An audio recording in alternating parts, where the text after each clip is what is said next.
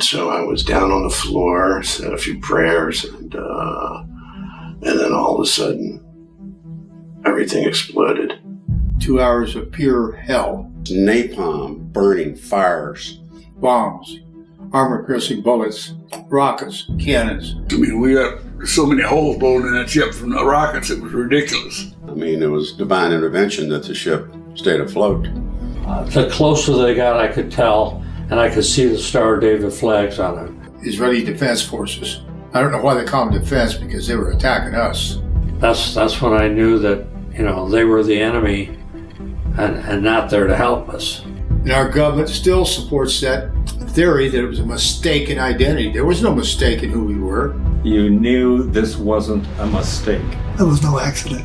It was absolutely a deliberate attack. I still have visions of it to this day. I still see the stretchers that are being brought over, but more than that, I see the body bags. 34 men killed, 174 men wounded. There was blood everywhere, just blood everywhere. Terrible, just terrible. And Congress just looked the other way. The United States-Israeli relationship, which began at that time, is based on fabrication and lies. It's just a shame that our government is afraid, actually afraid, to tell the truth about what happened on June 8th, 1967, and those that were responsible for those actions.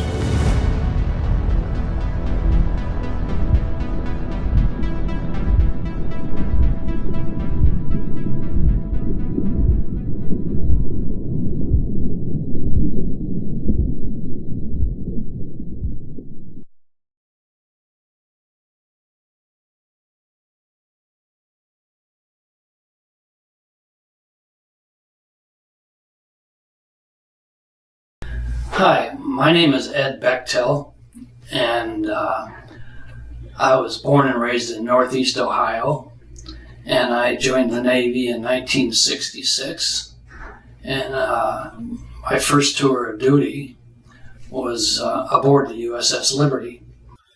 My name is Terry McFarland. I'm a survivor of the U.S.S. Liberty attack on June 8th, 1967. My name is Larry Bowen. I was a second-class petty officer on June 8th, 1967, the day of the attack on the U.S.S. Liberty. My name is Philip F. Turney. I was 20 years old aboard the U.S.S. Liberty. I was a third-class petty officer, damage control. My name is Ernie Gallo, and I was a communication technician, maintenance, second-class petty officer. My name is Thomas Bradley, and I'm a retired Master Chief Petty Officer in the United States Navy. My name is John Horn. I was a communications technician. Bob Scarborough. I was a cryptologist on the U.S.S. Liberty. I was a CTR SN at the time. I was an E5 second class maintenance technician. I was 22 years old at the time. I was a CTR3, third-class petty officer. I was a cryptologic technician, chief petty officer, and I was in charge of the technical research department. My job was to get on the radio and see what kind of traffic I could pick up. My job was to ensure that the equipment that the other communication technicians used operated properly. I grew up in Michigan, and it was fine. I was a country boy. My function was to intercept foreign communications. I was stationed in the research compartment of the ship where the torpedo struck. My name is Mo Schaefer. I was a CT3 communications technician and called an R-brancher. And with the Naval Security Group, I was stationed on board the U.S.S. Liberty. And I'm a survivor of the June 8th attack on our ship.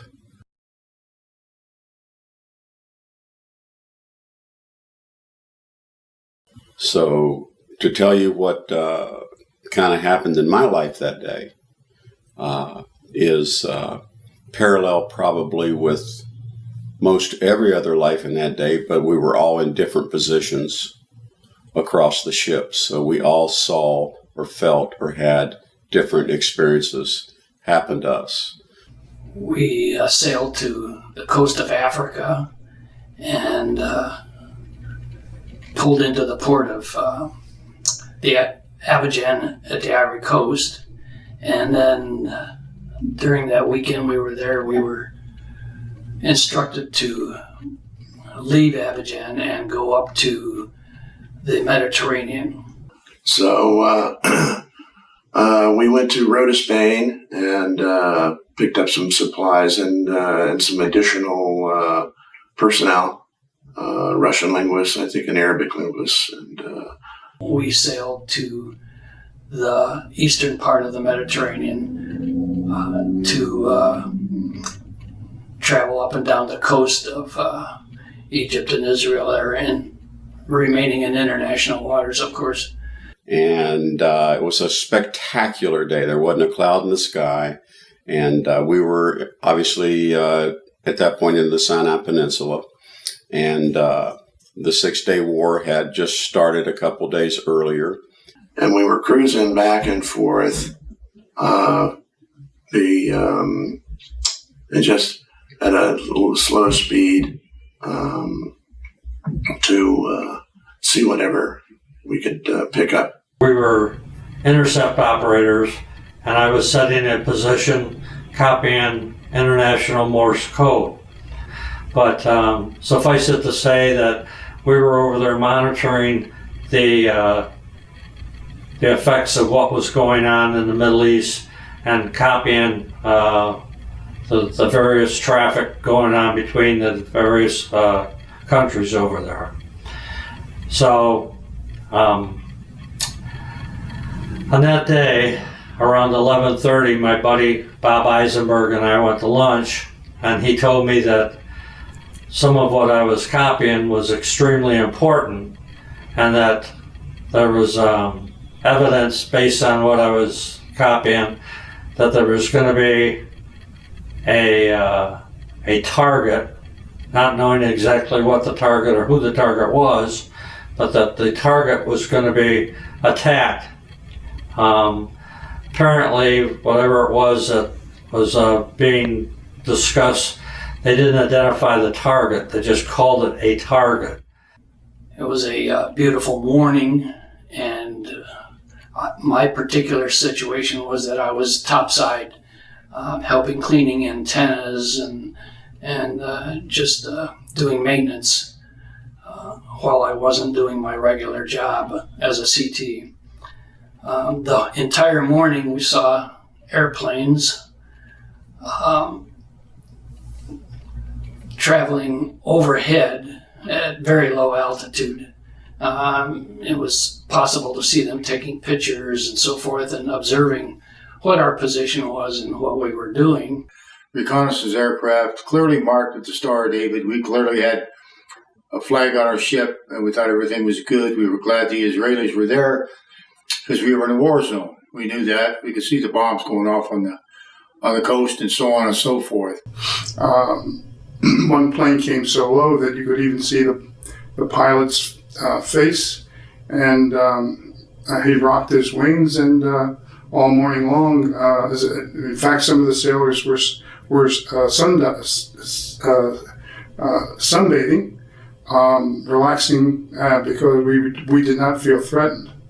We had a GQ practice, general quarters was called around 1300, about 1 o'clock in the afternoon, and I went to my GQ station, which was down in below decks in RR1 and Radio Shack, and we were supposed to, at that time, turn on our radios and see if we could pick up anything.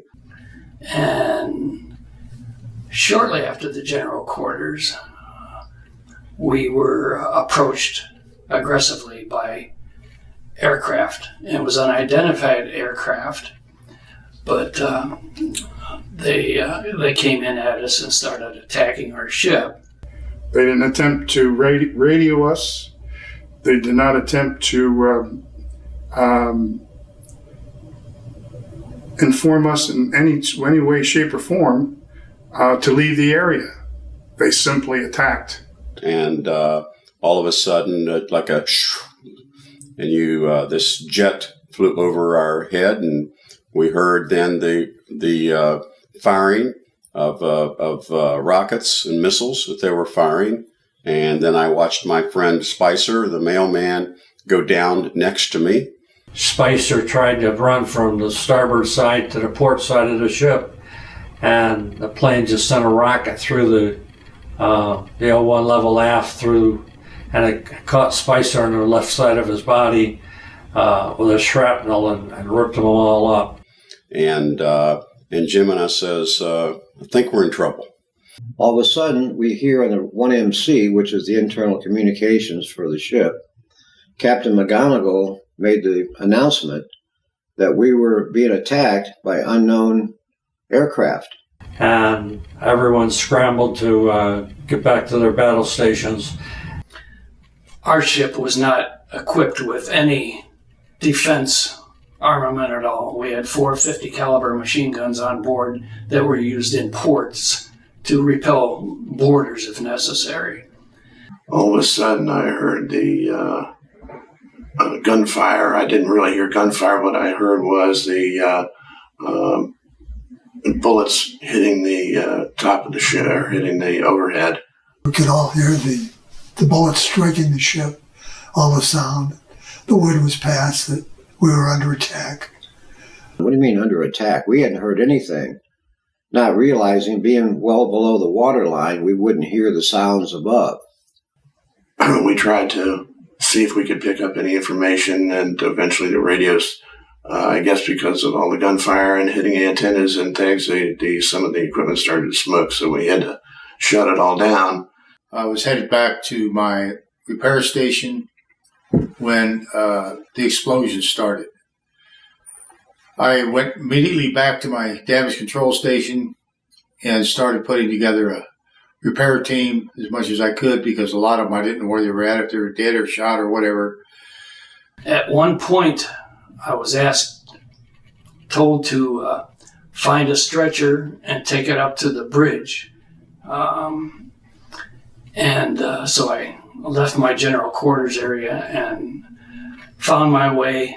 It took me a while to find a stretcher. They were all in high demand at that point, and found one and took it up to the bridge. And it was a bloody mess up there.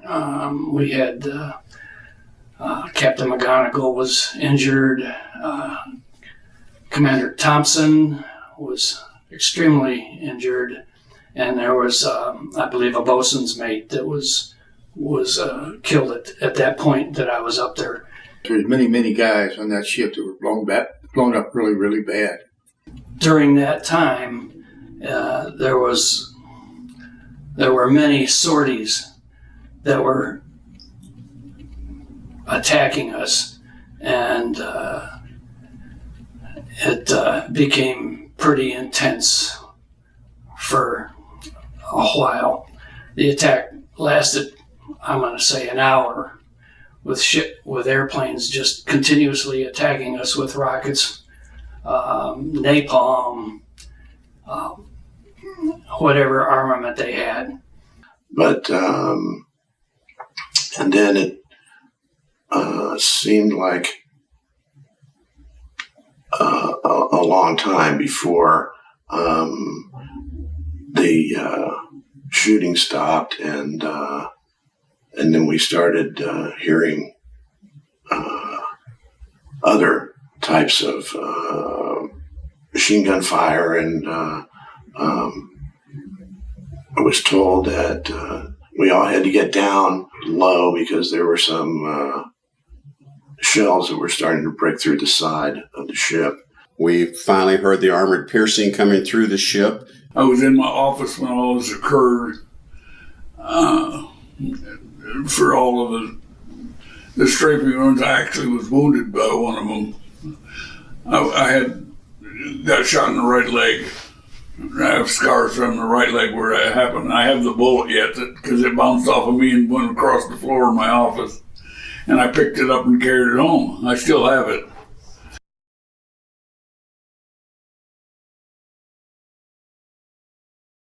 And then at that point,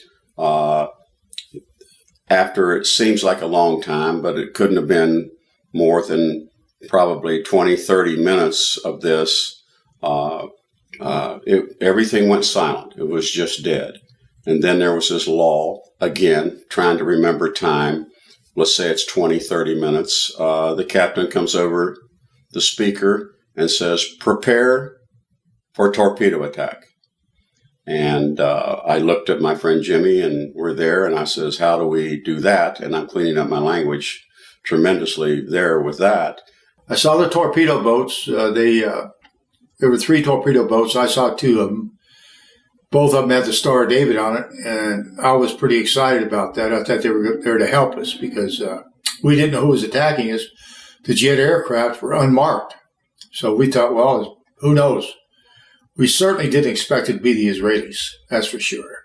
And then I could tell the ship was at flank speed because it was not a fast ship. So when it cranked up to about 18 knots, the tables started vibrating, and you could really tell that we were all out at flat speed.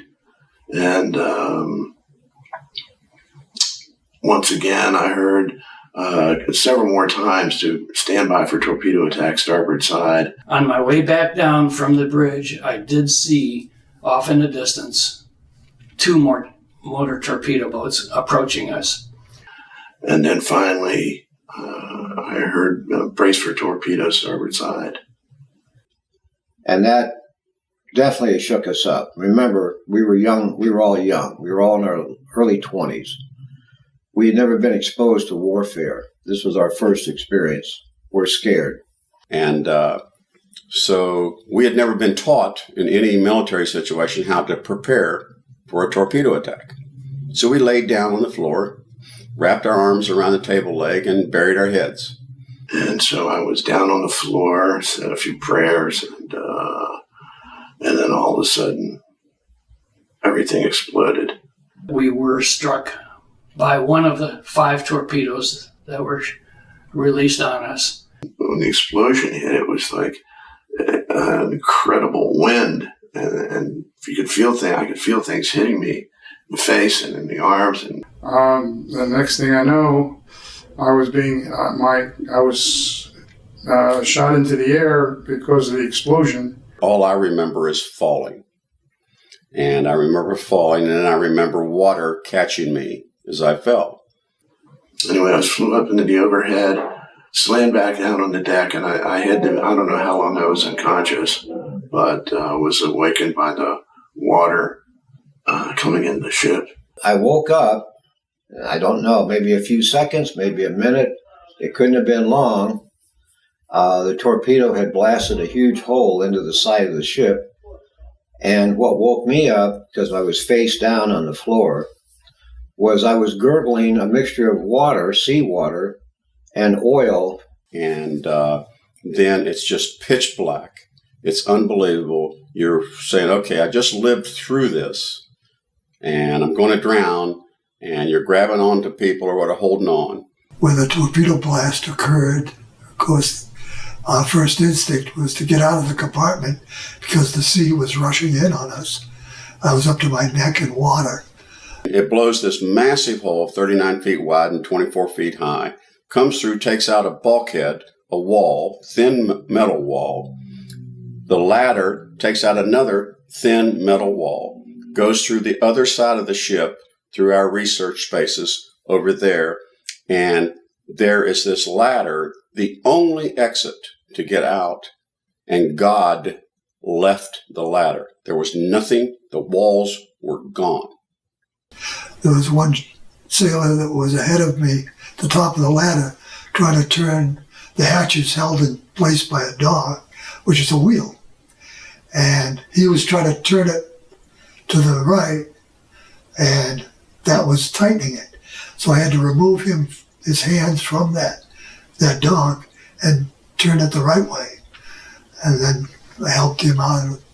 Once we got that open, that was the first light to come down in, because the space was entirely black. There was no light whatsoever. It was full of smoke and the smell of oil. It's quite a scene. I couldn't move. And so I'm tasting the water, I'm waking up to the realization that something happened, and I'm looking around, and I'm trapped in debris. I'm in like a debris pile. And the water's coming in fast, because the hole we saw later on was quite huge. And so it was dark. So I felt my way down the passageway or through the RR1 to where the doorway was into the passageway. And by that time, I was up to water in my knees. There was a guy coming out of the P&R office, which was across the passageway from the RR1. And he had his foot caught in the door. The onrushing water was pushing it against his foot. He couldn't get his foot out. So he and I pushed on the door, got his foot out. But by that time, we were starting to tread water. So the ocean's coming in fast. I'm scared I'm going to drown. And I'm kicking and pulling and shoving debris out of my way. And by the time I got up maybe a foot or two, the ocean is up to my waist by this point. I'm looking for the ladder, which Red Addington had come down previously, and it wasn't there. So I heard voices, I heard screaming and hollering. So I headed for the sound, and I kept going up and started swimming, because now the area is almost filled with water. When I got to the end of the passageway, I was swimming, and apparently a lot of guys had already gotten out. The hatch was about 6 feet by 3 feet wide, but it had been dogged down because of the general quarters drill. And there was a scuttle, which is a small round hole with a wheel to lock it down in that hatch. So I was hanging on to a pipe in the overhead, and we had about 18 inches of breathing space left, and it was waiting for the ship either to roll over or that hatch to open. So I rendezvous up in the ceiling area where the fluorescent lights were with several other men that had actually survived, as I did. Some injured. We were all injured to some extent, but we didn't know what our injuries were. We were just reacting to the fear that we were going to drown if we didn't get out of there. So we get near the hatch above us, which would have taken us to the passageway above. If we could get somebody's attention that would be running by that hatch or walking by and hear us pounding and pounding on that hatch to get somebody's attention, which we ultimately did.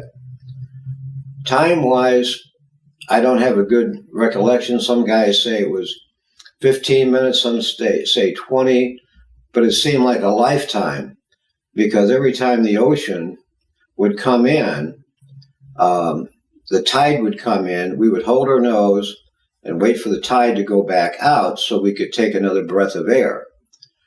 So we just waited there in silence and just hearing the water splash around and level going up and down with the movement of the ship until that hatch was finally opened. The bulkhead that I would have been sitting at was actually totally annihilated from the blast of the torpedo. Everyone in the comm center was killed. Everyone in the maintenance shop was killed, and a good number of the people in the radio research spaces were killed or wounded as a result of that. I'm just fortunate to have survived it, because there was a lot of sailors that were killed.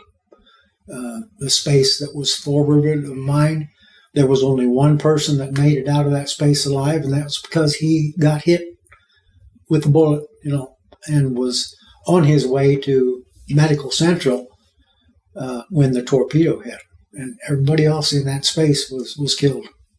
And after it happened, I went out the door to my room, and the hatch to go down to the next deck below was right there. And I opened it up and saw two of my friends that were dead right below me on the deck below.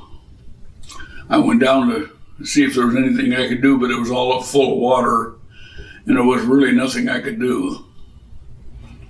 It was a mess, to say the very least. We had 25 members of the crew that were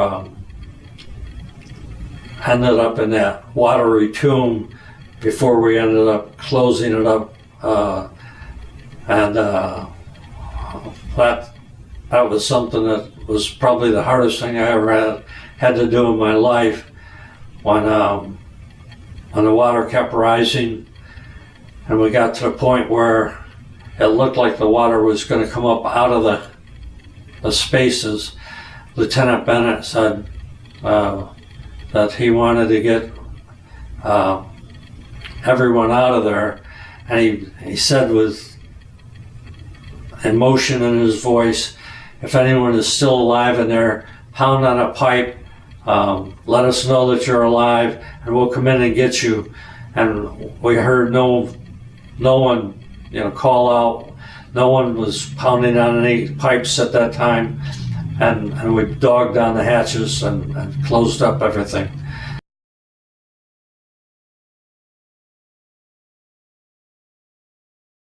And we did make our way onto the ladder, so to go topside, or at least go to the next level. And they started pulling us out of the water one by one and giving us life preservers.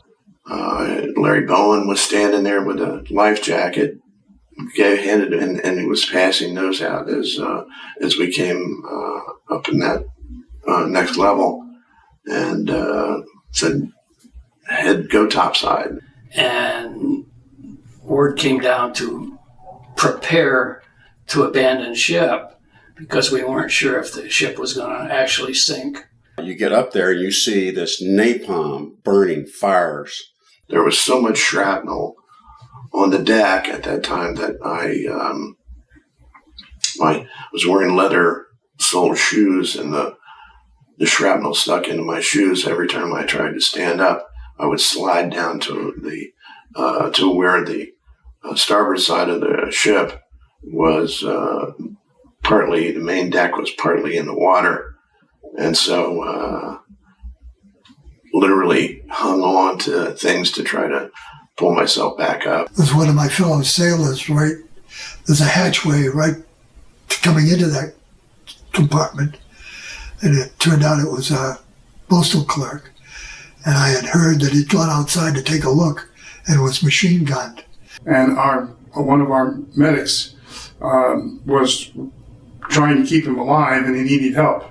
And Ernie Gallo and I and the third class corpsman tried to provide triage to keep him alive.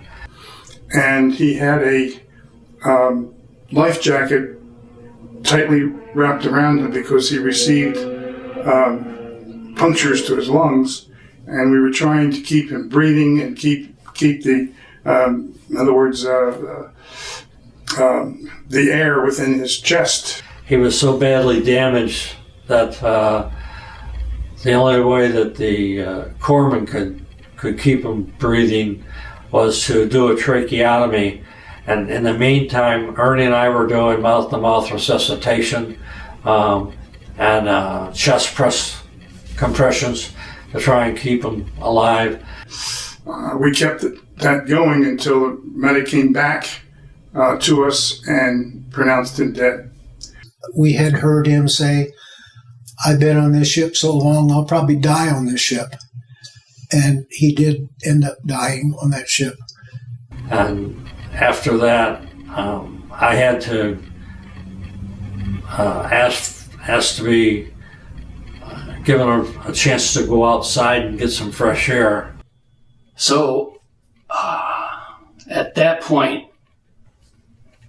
things kind of quieted down. But then there were additional approaches by motor torpedo boats. And so we had to go through that drill again of preparing. But fortunately, we weren't hit by any more torpedoes. But the motor torpedo boats did strafe our ship, shooting our life rafts, shooting personnel on board, trying to put out fires from the napalm attack.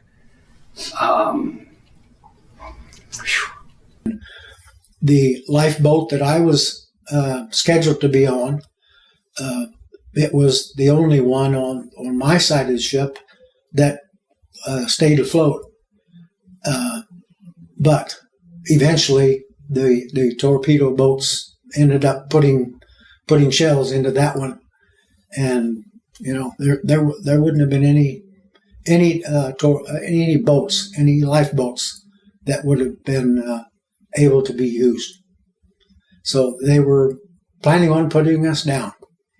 Came extremely close to that.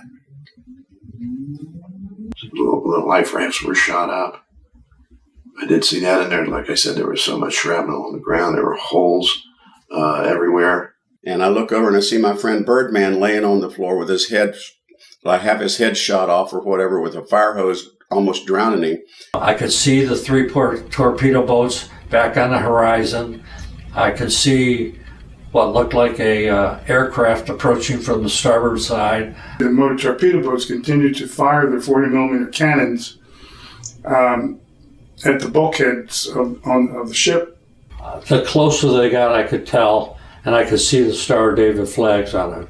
So that's when I knew that they were Israelis, and that's when I knew that they were the enemy, and not there to help us. There was quite a bit of confusion, and not having an actual duty station. I heard over the loudspeaker that we were to stand by to repel boarders. We heard helicopters hovering, and someone passed the word that they were Israelis. I had no idea that all of this was being perpetrated by the Israelis. So I went running outside to see what the helicopters were going to do, and I saw armed troops. They sent over Marines, IDF Marines, Israeli Defense Forces. I don't know why they call them defense, because they were attacking us. And I'm saying, I just lived through an attack on the top side in the sun, whatever. I just lived through a torpedo hitting a room. I just got to the top of the ship or whatever, and now they're going to shoot and kill me. There was a helicopter outside that I could see out through one of the holes with men at the doorway. I figured they'd be shortly coming on board. It looked like they were coming in to, board the ship. So I wasn't to be taken without a fight. We didn't have a key for a repel border locker for the gun cabinet. Our second class petty officer, gunner's mate Thompson, was up in one of the gun tubs, and he had the keys for that. The gunner was literally blown to pieces. His body was lying on the edge of the forecastle, and his blood was running down the bulkhead there and puddling up there. It was amazing to me. There was blood everywhere, just blood everywhere. So I went to the station where the small arms locker was and had a group of sailors there and sent one down to the machinery spaces to get a pair of bolt cutters to cut the lock off so we could access the small arms and weapons that were stored there. He never came back. I think Phil Turney was trying to get into the locker to no avail. He was trying to open it up with a hammer and an axe, and we couldn't get into there to get any weapons to repel boarders. And at that time, they called off the attack, and the torpedo boats turned away. Why they didn't stay, why they didn't attempt to board the ship, I don't know. However, there was really no safe place for the helicopters to put down onto the ship. And I don't know if they had rope ladders or whatever to put troops onto the decks of the ship. But thank God it didn't happen. I personally, firsthand, didn't know why that happened, but subsequently I heard that we were able to get a communication out from the ship, an SOS, indicating that what our situation was. And they took all of our antennas out on the first pass or so. And we were a spy ship, and they're all gone, all of our communications. Luckily, one guy, Terry Haldebaldier, got a message out on a jerry-rig coaxial cable on a tuner that he had turned off, and he got it working. And that's when we got the mayday that a ship was being attacked. We did not know who it was. We did not know where it was at. We got one message back. It said, help is on the way. And it comes back to, what does that mean? Help is on the way. So you're sure that somebody, this fleet is out there in the Mediterranean Sea, is going to come and help you. And from that point on, we took off and we were steaming, and we knew we were going because we had access to the search radar. So we knew roughly that we were headed for the east side of the Mediterranean. That night, I wasn't really sure what was going to happen to the ship as we were sitting there pretty much dead in the water, trying to make our way north. But I stayed up on topside and spent the entire night up there. And for fear that if I was to go back down below decks and try and grab some sleep, I didn't know if I'd ever come back up.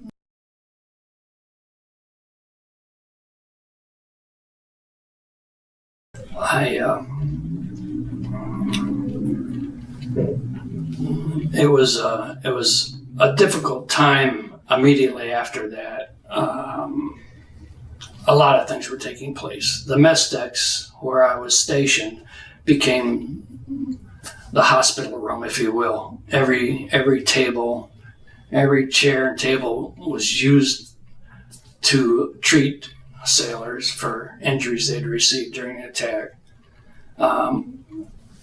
I discarded my communication equipment because there wasn't any need for it at that point, and started just helping where I could, taking care of the sailors. We had a makeshift hospital or triage in our mess decks, our place where we ate our meals. And the tables were set up as beds. And we went through the ship, moving people down there where our Dr. Kiefer and our two medics were doing their best to keep people alive. Where our doctor, God bless him, Dr. Kiefer, was a solo doctor on the ship who had had his guts shot up and sewed himself up, put a life jacket on to keep himself together. And out of the 171 wounded, I'm going to guess he saved 100 lives that night. I was down in the mess decks, and there were so many wounded people there that were really seriously wounded. You know, body parts all over. You don't even have time to record everything I could tell you about the different injuries. I mean, it's just terrible, just terrible. They asked me to go over and help this guy, and I don't remember his name. He had a hole through his head with a 20 millimeter or whatever, another one over through here, and then I just counted, because taking whatever, I counted 51 holes in him. But that's still one single person of 174 wounded people. One of the guys was brought up. His leg was literally crushed in a doorway, and there was blood running out of his shoes. And I'm over with our our executive officer, Lieutenant Armstrong, and he's on the table. He says, "I'm okay. Give me a bottle of liquor." Give me this or what, so he can have his drink of liquor or whatever, but don't mess with me, I'm fine. So we don't, and we look around, and he just laid there and bled to death because he wasn't going to let a minute get away from people taking care of his crew on the ship. Tommy Thornton, the guy that I had my guitar aboard ship, and Tommy was a kind of a folk singer, and I was interested in that music, and he taught me how to finger pick during the cruise, and something I still play that way today. But he was killed.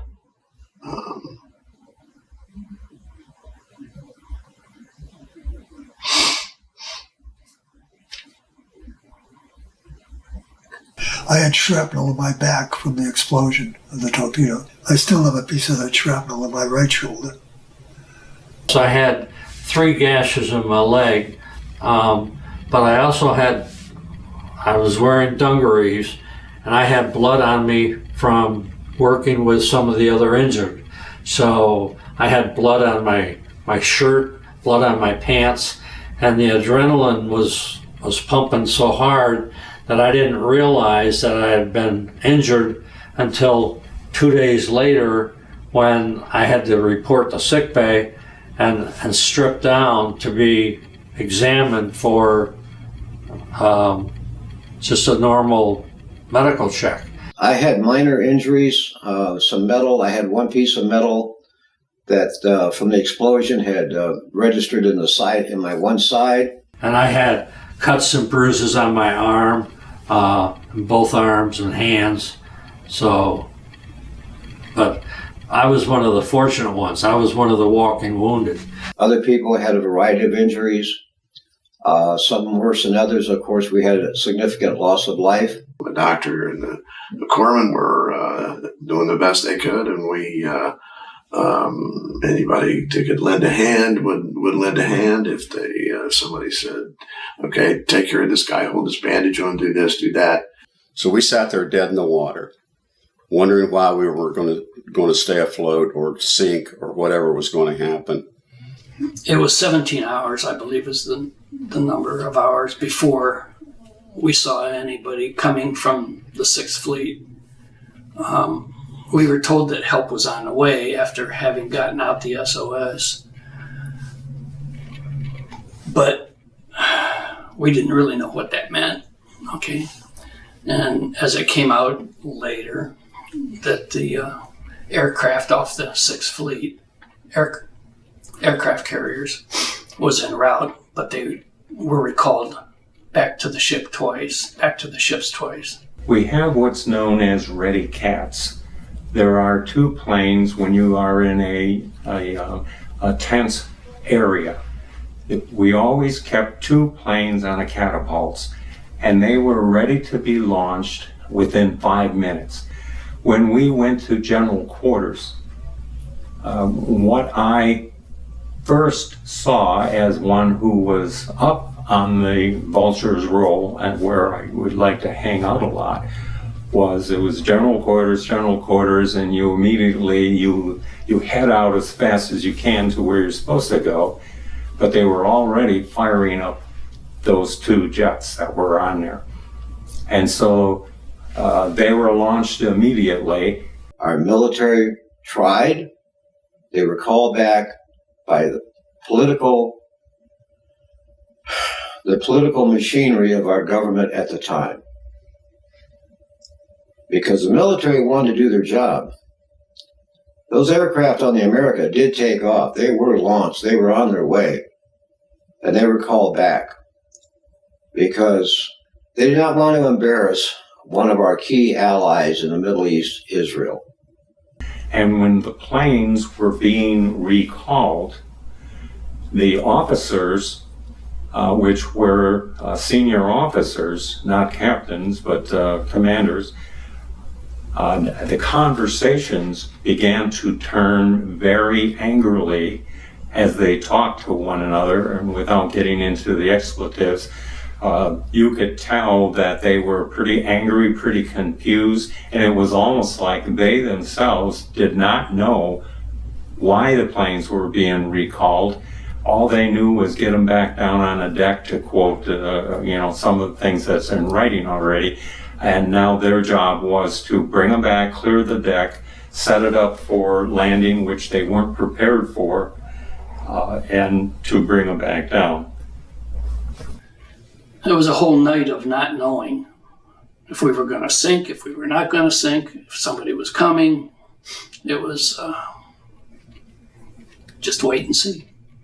But then that next day, when the fleet comes and helps us, the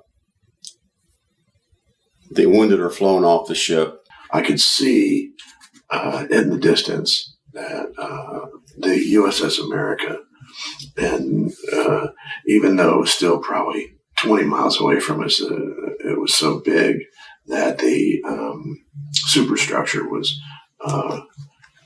very distinguishable on the horizon. Now we were able to pull up alongside of the Liberty, and from my perspective, again, as a 19-year-old, this is my first cruise. I'm thinking, my gosh, we saw the hole in the side of the ship. We saw how it was all shot up. And I'm a farm boy. I'm a hunter, fisherman, and I know what different bullets can do. But these holes that were in the side of the ship is nothing that I'd ever seen before. They were probably 8 inches, maybe 10 inches in diameter. They said that they were 30 millimeter shells. And then we again sent the medical people over to help them, and now the helicopters started, bringing the wounded from the Liberty over to our deck, and it was one flight after another, after another, after another. I mean, we had so many horrific situations there that were taken care of. I'm not sure if I was affected very much until I started seeing the body bags coming. And I think that's when I began to really realize we really were at war.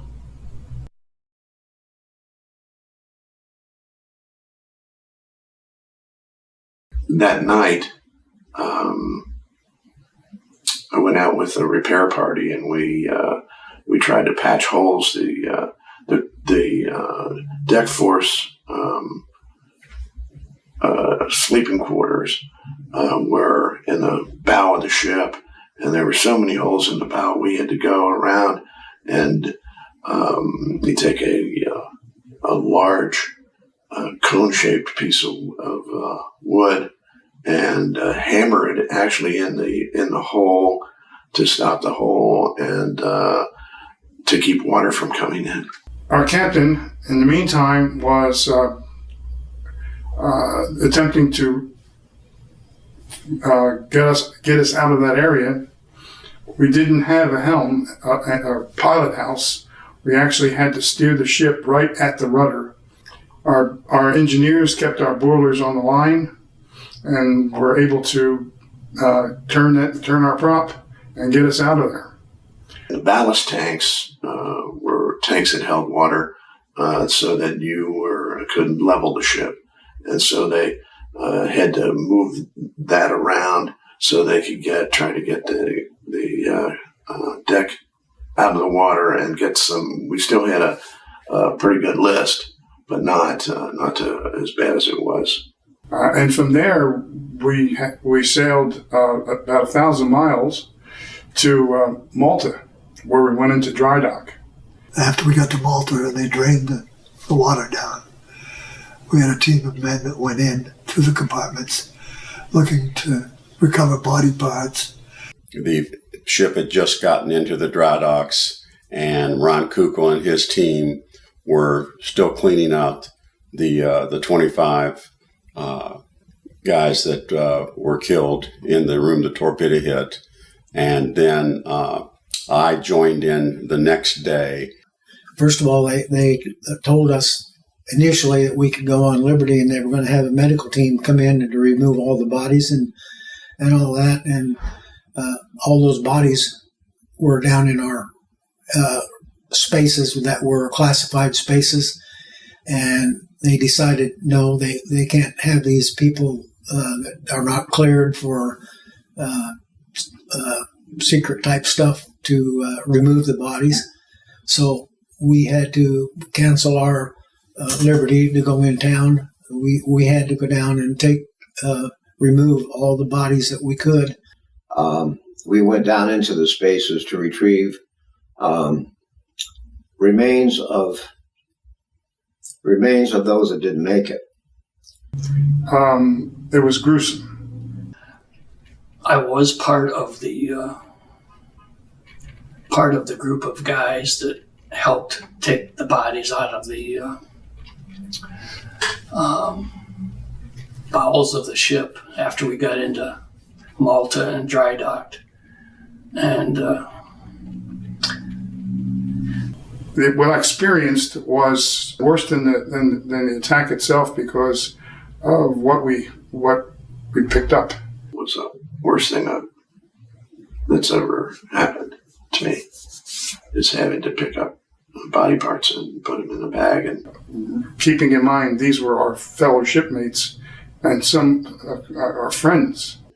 And the bodies, they were chopped up from all the shrapnel below decks, and it was amazing that more of us were killed. Incredible. Some of the guys that went down made 2 or 3 trips to retrieve remains. I was only able to make 1 trip down. I couldn't emotionally take it. You know how your mind works. Sometimes things are so bad you don't remember them. Okay? And there's very, very, very few things that I can remember about that. And the one thing that sticks in my mind was I remember finding a boot, and I quite honestly don't know if there was a foot in it or not, but I remember one of the sailors having a specific boot because I knew him, not well, but I knew him, and I said, I know where that goes. And but there were a lot of things like that as sailors were trying to clean out the torpedo damaged area of the ship. It was very hard. It was really hard.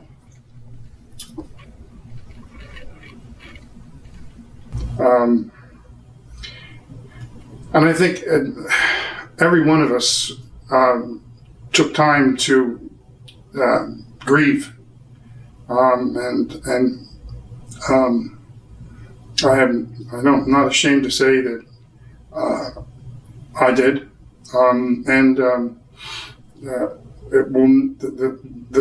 the memory of that will never leave me.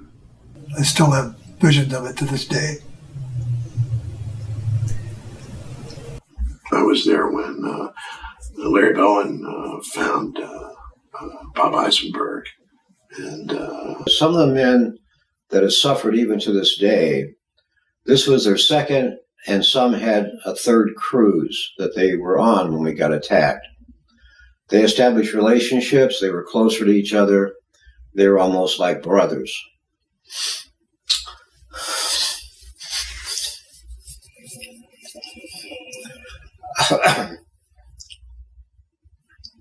I, on the other hand, had only been on there a few weeks. And I think primarily, I didn't feel it as deeply as they felt it. And I didn't feel it as long as they felt it. But I still felt it. Emotionally, with some of the bodies, because, they were in my division, I felt a little bit sad for them.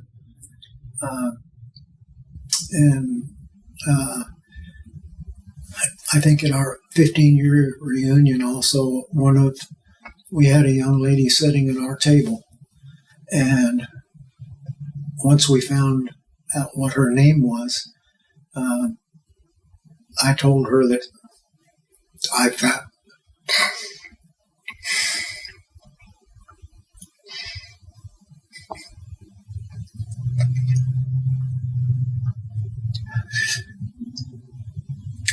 found her husband amongst all the rubble in our shop.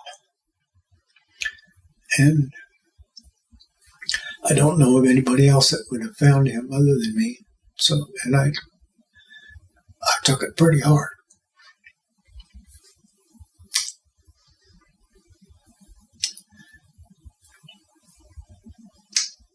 And I guess that's about all I could say.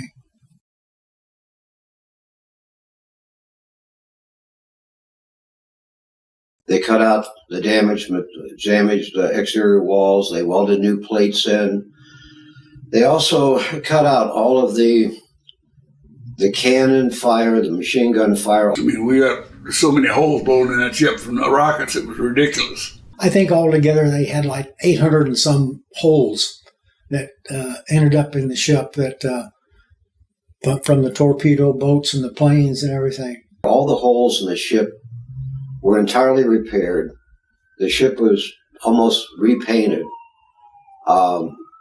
which we didn't quite understand why they were going to such great lengths to repair the ship apart from making it seaworthy. And we wanted that ship to come home beat up and bloodied so people could see what happened. And unfortunately, they painted her up, fixed her up like nothing ever happened, brought her in. Of course, nobody went inside to see where all, there was no guts in the ship anymore. During that interim, Admiral Kidd came out to the ship. Then the cover-up began. Actually, it began instantaneously on our ship when Admiral Kidd came aboard. He was in charge of setting up the Navy Court of Inquiry, and he wanted to, I guess, find out, get some testimony going as soon as possible.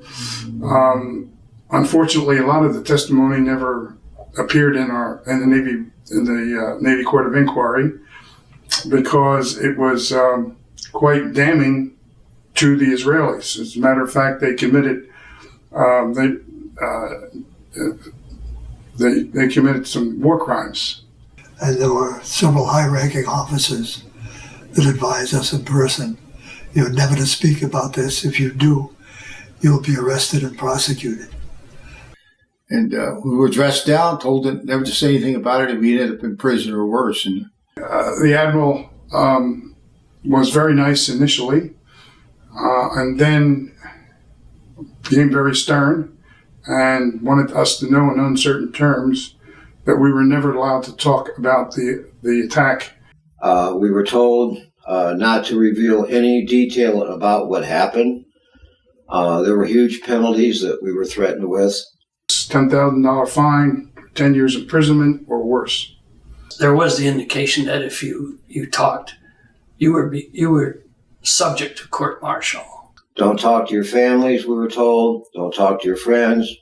At your next command, don't tell anybody at your next command anything apart from the fact that you survived an attack in the Mediterranean and you provide no details.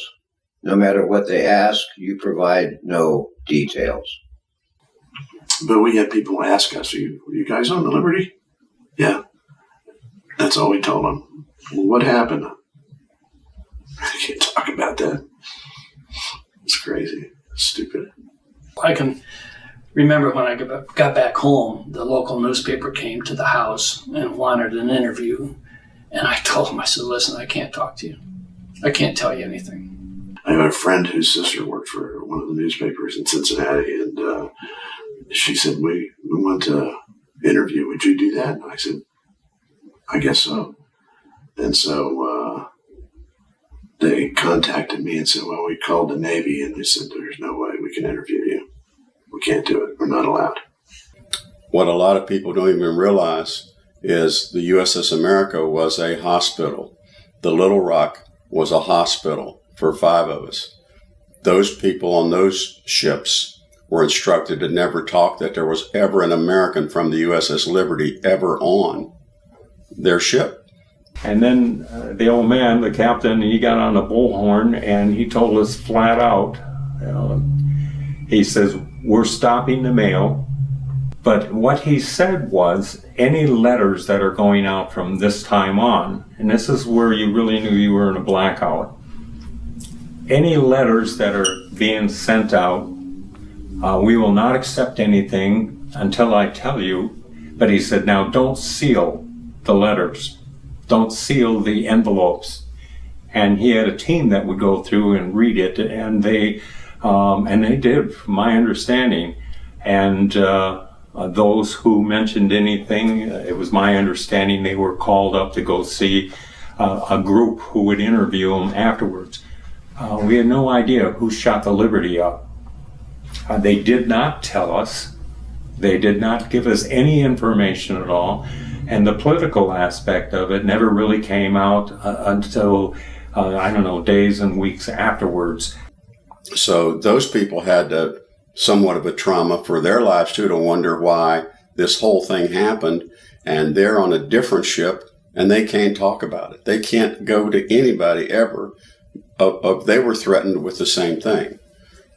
And I think for the rest of the time that we were in the Mediterranean, it was like you knew this was bigger than what you saw. You knew this wasn't a mistake. So there was a lot of us that were shipping out at one time. So it was interesting. I have to say, to Captain McGonagall's credit, he shook every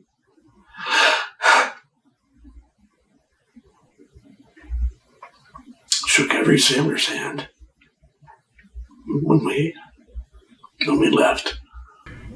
And we were reminded, once again, while we're in Malta especially, that we were not to talk to any newsmen. And I never left the ship. I did not want to be and put in a position where I was even asked about the attack. Then they asked for volunteers to bring the ship back to the United States, and I was one of the 9 people from the Naval Security Group part that brought her back.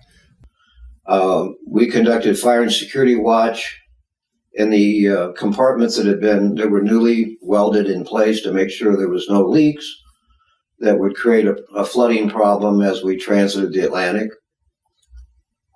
We pulled into a little creek. We were there for a few weeks. We had stored bags upon bags of scooped up material from the research spaces that had been exposed to the torpedo. And put all those bags on a flatbed tractor trailer and took them to the Norfolk furnace. And then they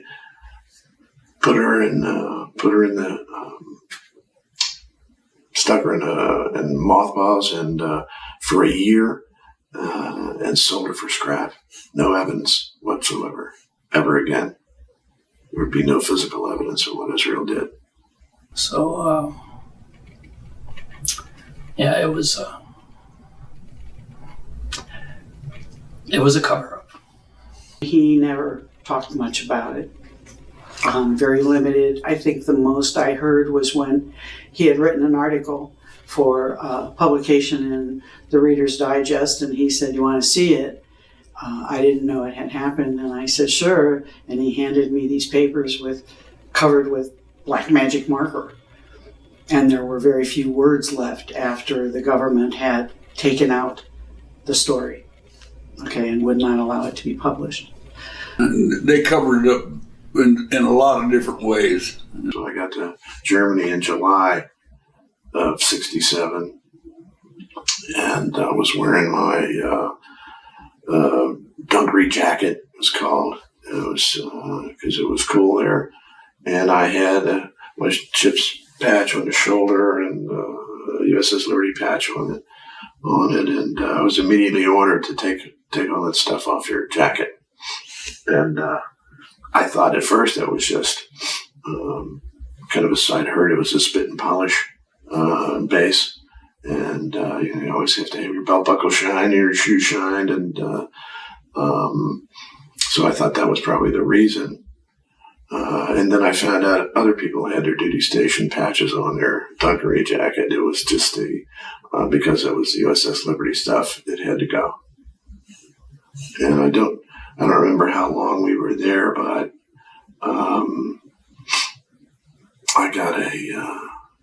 I received a Purple Heart but it was given to me in a private ceremony in the captain's office with, there were 7 of us that were stationed there. We all got Purple Hearts, and they did it in a quiet ceremony in the captain's office, not in front of the troops.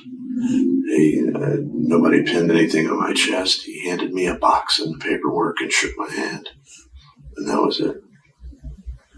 I was awarded a Bronze Star, and they changed it at the presenting ceremony, and they changed it to a Navy Common Mission Medal. Although I'd seen the Bronze Star and I had the citation, I read it. And then when I got it, the next day it was different. They took the Bronze Star away from me and gave me a Navy Commendation Medal instead. And as we know, our captain who got the Medal of Honor was not given to him by the President of the United States. That doesn't happen. They sent him to a Navy Yard because Lyndon Johnson would not pin Captain McGonagall's medal on him. I got a letter from the State Department. I don't know how long that took in Germany. And when the hell am I getting a letter from the State Department? So I opened it up, and it's this, and I still have this paperwork that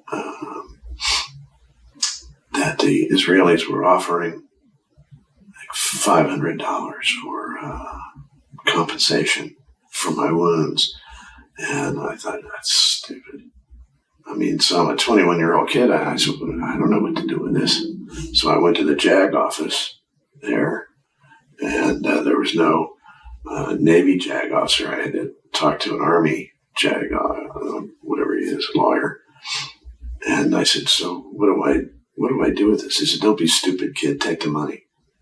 So I'm 21 years old. I took $500 and signed the paper, which meant I could never sue Israel for what they did. The problems I had with all that was that the government didn't admit anything. They denied everything. We were told we'd be court-martialed if we talked about it. Couldn't say anything about it at all, but it didn't slow me down much. I said pretty much what I wanted to say to the press, even though I was followed by an officer all the time, every time I spoke. He was there to monitor what I said, so I wouldn't say anything.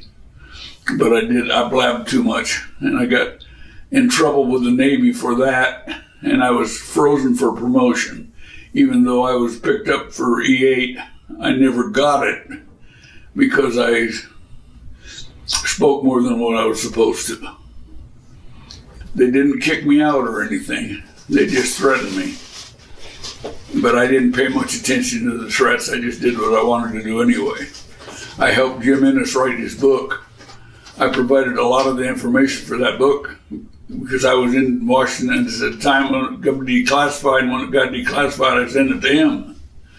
And then the Navy found out about that. So I was in really big hot water, but they couldn't court-martial me or do anything because they didn't want the press to know anything about it.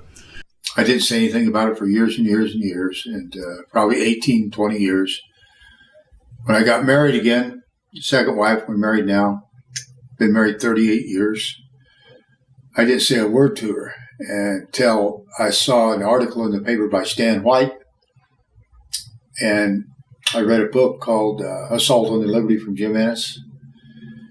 And I began to speak out, and slowly but surely, this has been a lifelong mission that has gone absolutely nowhere until recently. And I thank you guys for giving me the chance to tell a little bit about the story, but I didn't really talk about anything for a number of years. With my wife, my family, I followed the dictates of the leadership, my Navy leadership that said, keep your mouth shut. And I did. We all did. And it's just a shame that our government is afraid, actually afraid to tell the truth about what happened on June 8th, 1967, and those that were responsible for those actions.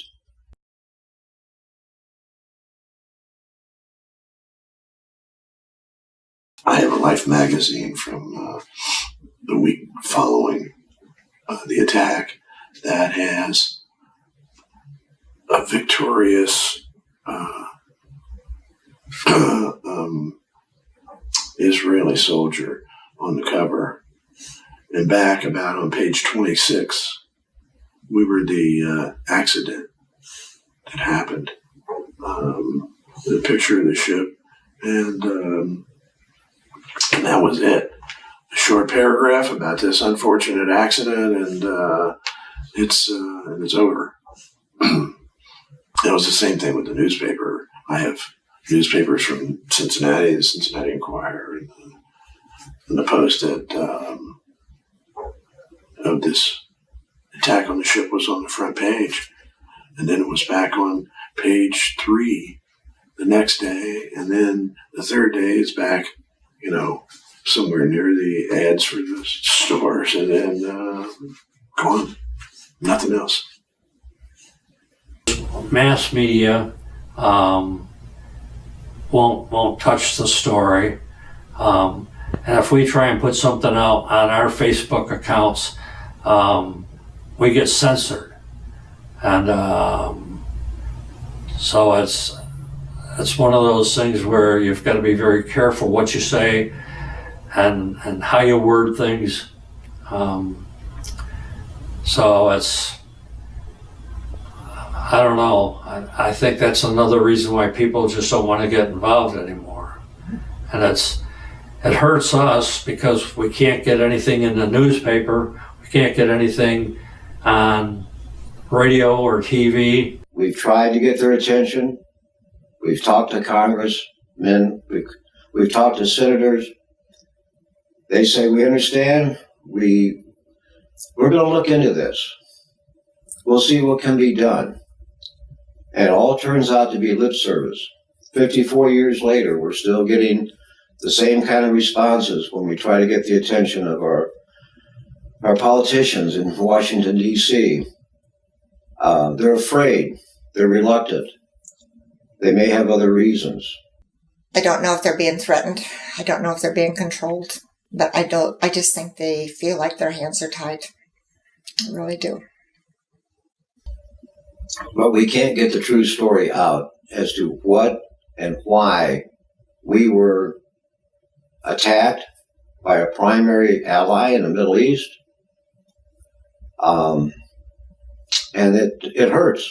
It hurts to know that you've devoted, in my case, 29 years today and 4 months of my life to the Navy, believing in our cause, believing in what we were doing, believing in our missions, believing everything we were told.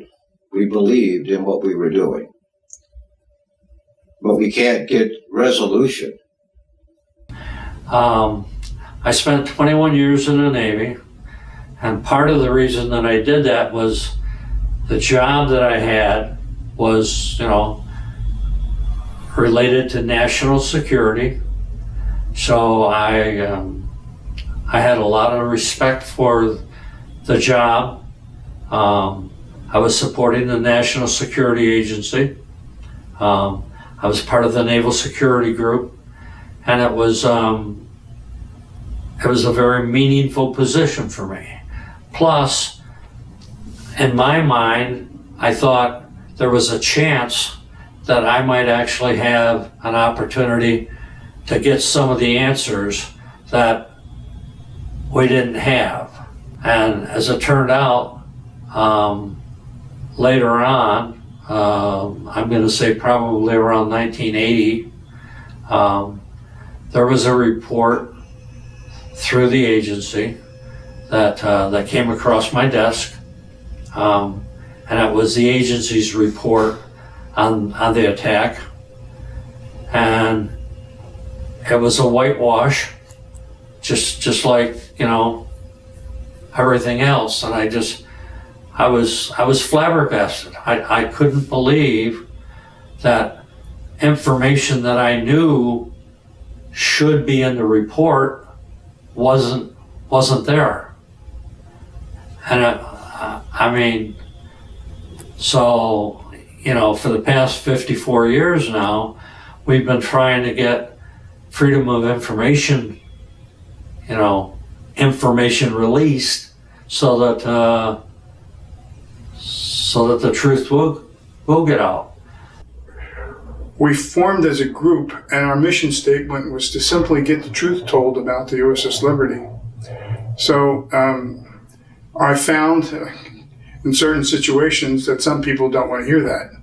And they will get in your face to prevent you from telling the truth.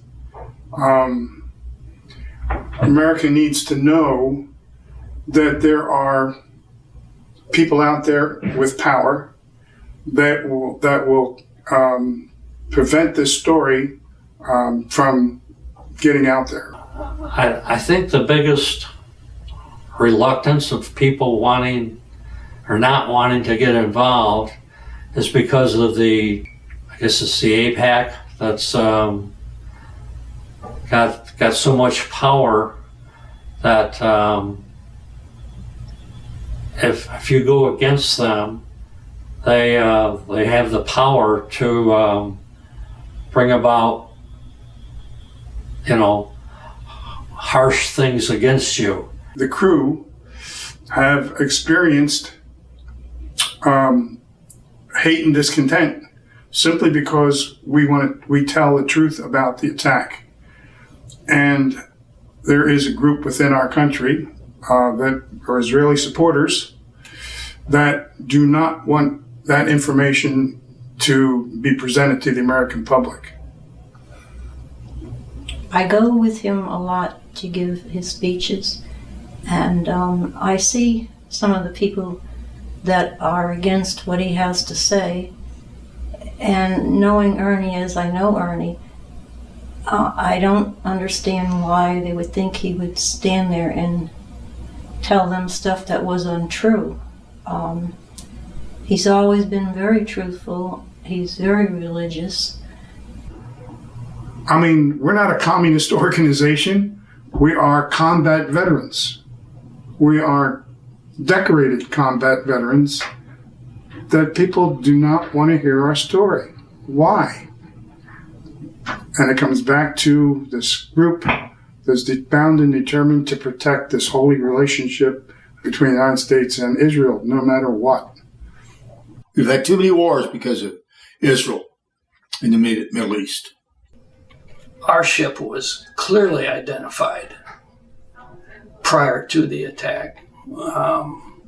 There's all kinds of speculation that our flag wasn't flown, that our ship was unmarked, and that's not true at all. The flag was flying, it was shot down, but it was also replaced immediately with a larger flag. The insignia is on the side of the boat, GTR 5. They're as tall as a 6-foot man, I guess you might say. And anybody that knows anything about identifying ships in the ocean would tell you that that was enough indication to say that this was an American ship, not some obscure Egyptian trawler that's been claimed to be mistaken for. So,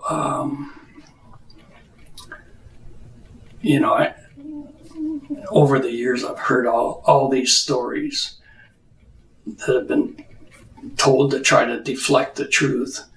And but identification of the ship should not have been a problem at all. And our government still supports that theory that it was a mistaken identity. There was no mistake in who we were. We were a marked ship. Marked. GTR 5 on the bow, U.S.S. Liberty on the stern, American flag. They know exactly who they were attacking. They took all of our antennas out on the first pass or so. The story that the attack was accidental was a lie that was developed between our government and Israel and fed to the American people.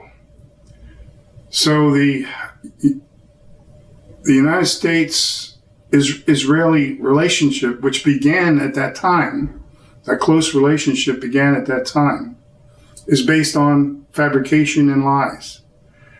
I do believe that Johnson would have been in the middle of the war in the Middle East as soon as we went down. Of course, it would have been somebody else that did it, would not have been Israel. So they all got embarrassed, which I'm more than pleased about. I just hate the way they treated us. There was a political machine that seemed to be working, and that machine put my life at risk. It took the life of these guys on the Liberty, and I think that process really made me begin to question what I have been taught as a Midwesterner, that fly the flag, fight for your country, save it in good perspective for your family, and go home and live happily ever after. And now what I find is that they, whoever they are, they don't care. They don't care about me. They didn't care about the Liberty.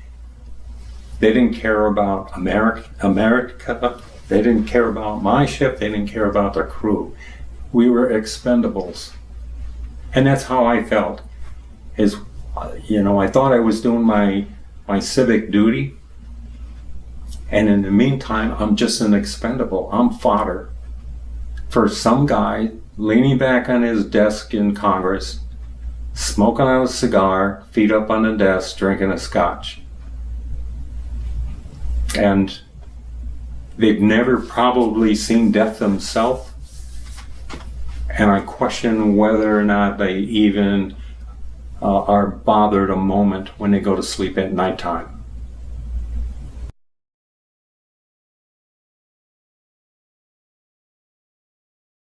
The fact that we couldn't tell anyone our story, of course, had an effect on each of us in that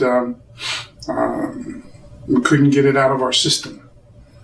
Some of my fellow sailors had gotten PTSD that to this day are affected by it. Thank God, I don't think I was affected very much.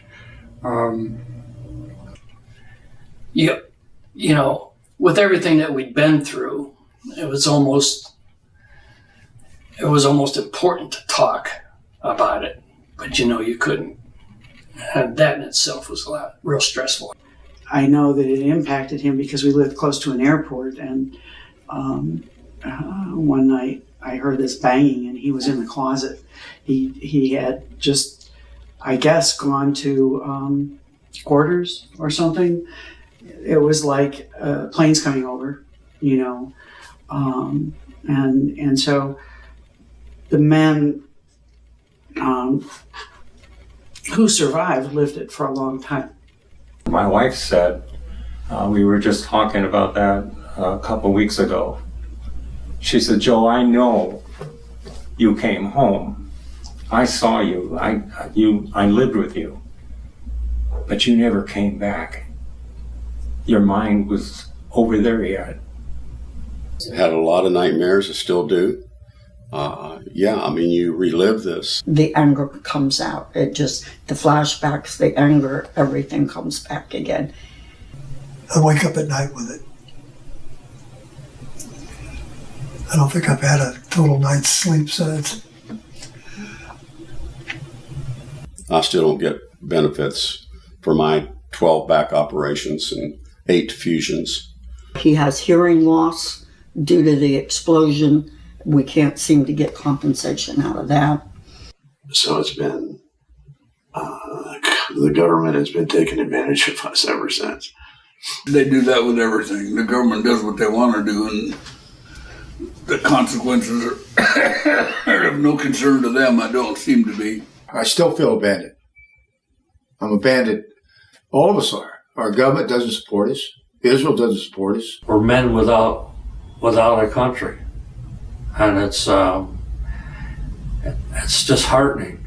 And then, more than anything else, are living with the memories of the smell and the body cleanup and the everything that was our home, so to speak, and our place where we lived, we fellowshipped, we worked, we had jobs that we went to work, to be totally wiped out and destroyed, and then wonder what's next. But I remember everything. I haven't forgotten 1 second of it. And he never told me that because he doesn't open up what happened. But he did go down and he had to retrieve his best friend. And I started having flashbacks and nightmares. So it took me significant time, but not near the time that some of my other buddies did. And still some have not gotten over it. And it's just as real today as it was then. When I talked to you the first day about the shelling that we received by those planes when they first came over, and it was so, my mind was such that, that happened like a couple days ago when I was telling you about it. I ask myself these questions, and that is, why now? Why now do I have PTSD that don't let me sleep at night? That my bed is thrashed, that my wife wants to know, why am I fighting? Why am I kicking? Why am I talking in my sleep? But I still see the ship. I still see the stretchers that are being brought over. But more than that, I see the body bags. It bothers me when I hear loud bangs like that, and it sounds like, what are some of the things that annoyed me about the sound, like the bullets hitting and rockets hitting the side of the ship? Fireworks drove me. I couldn't stand to watch fireworks. It just brought back too many memories, so I didn't stay around when the fireworks were going off, or I covered my ears so I didn't hear it. But it sounded, when the rockets would go off or the fireworks would go off, it sounded just like rockets hitting the side of the ship, and they were everywhere. He cannot stand fireworks. We worked for Walt Disney World for 12 years and was in the park during the fireworks in the park. He had to be removed off stage due to the impact. He has PTSD. He does have nightmares. He does not remember his nightmares. He is medicated at night with drugs, so his mind will not remember those dreams, per his psychiatrist. He has wanted to leave this world due to all the hatred toward the government. No, we don't hate Israel. We have several friends, and my brother-in-law is Jewish. In some circles, the Liberty crew is looked at as whiners, as conspiracy theorists, as anti-Semites, that anything negative that you can think of that that one group can think of another is what we're portrayed as the guys that instead of wearing the white hats, we're the bad guys. Some of the people do it by saying stuff that isn't true, and they know it isn't true, but they're just trying to make Ernie or whoever else is with him speaking look like they're making this up. And you know that they know they're not making it up, but yet they're still trying to sabotage what they have to say. I'm a businessman. I deal with all ethnic groups of people in my business. I have a lot of Jewish friends, dear friends. And so I don't ever consider them a part of what happened to me. I haven't been anti-Jewish at all. I don't think, have I? I don't think so.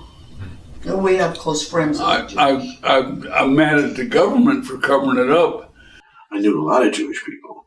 I did business with Jewish people. I worked for Jewish people. I don't hate Jews at all. I had many friends from the movie industry, but and I've told them the story. They said, well, they couldn't have done that on purpose. Must have been a case of mistaken identity, but flying an American flag, and I don't argue with them about it. They're all supportive of Israel, and I understand that. I just don't have to be a supporter of Israel, and they know that too.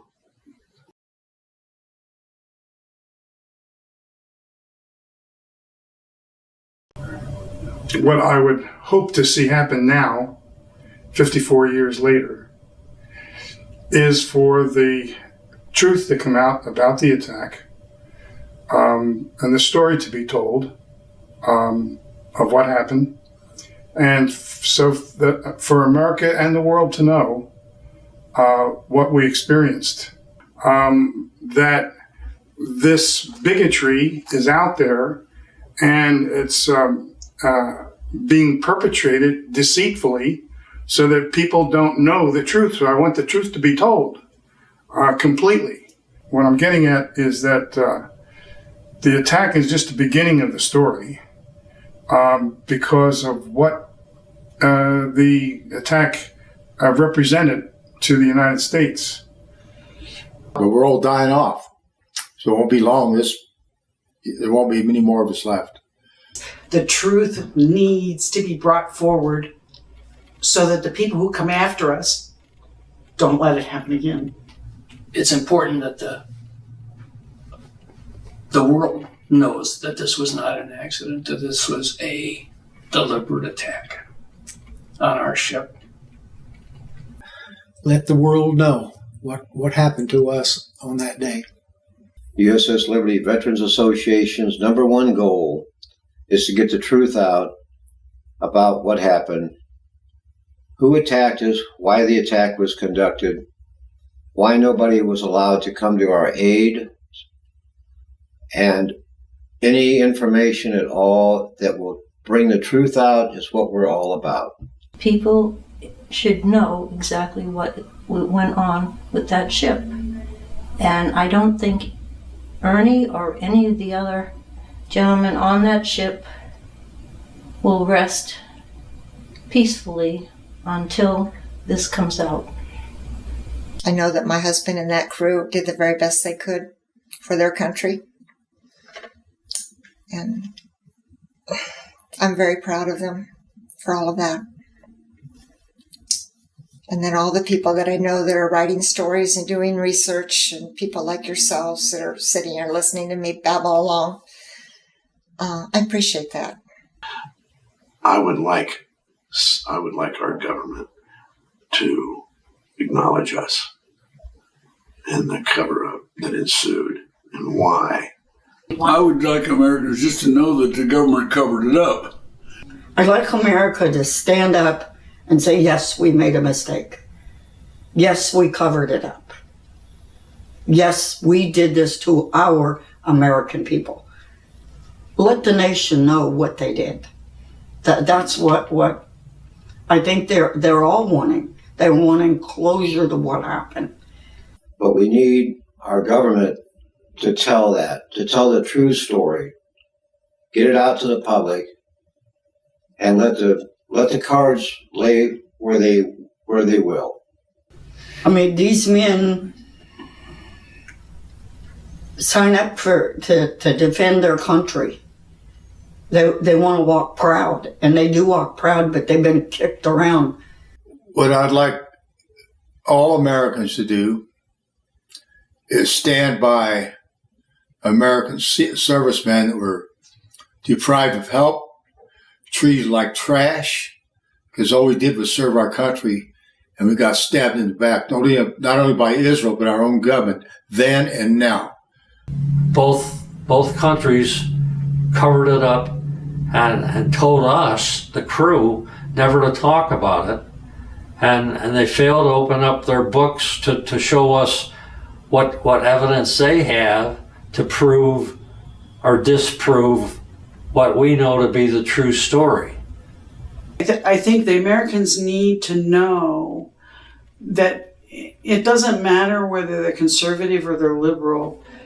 The people that we put in office, we need to ensure that they do their jobs honestly. I think the only profound comment I can make is shame on Israel's government and shame on the United States government for collectively being involved in this. Make sure that you do your history and do your study on what's actually going on. Find out the why and the what. And I would like to say, you can't always believe everything that's reported in the papers. I think you already know that. So do your homework, do your research. America needs to know the details of what happened that day to make their own judgments. We just need you, the American public, to help us get the truth out.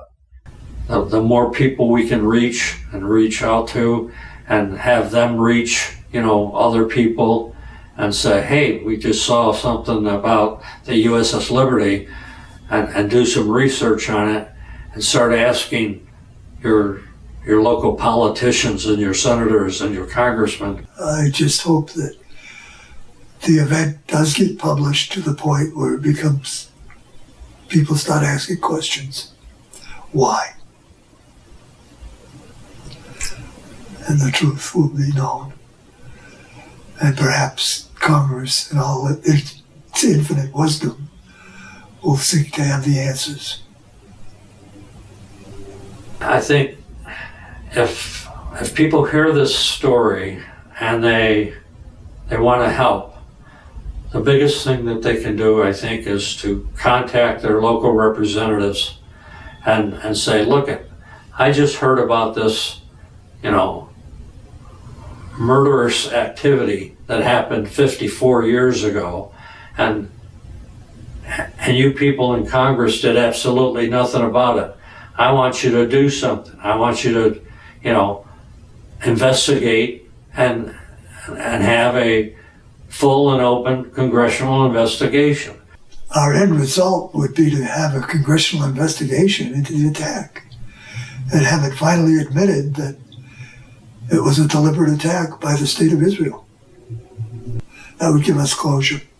But to have them deny it for all these years, that it was an accident, and to accept that premise, just doesn't hold water.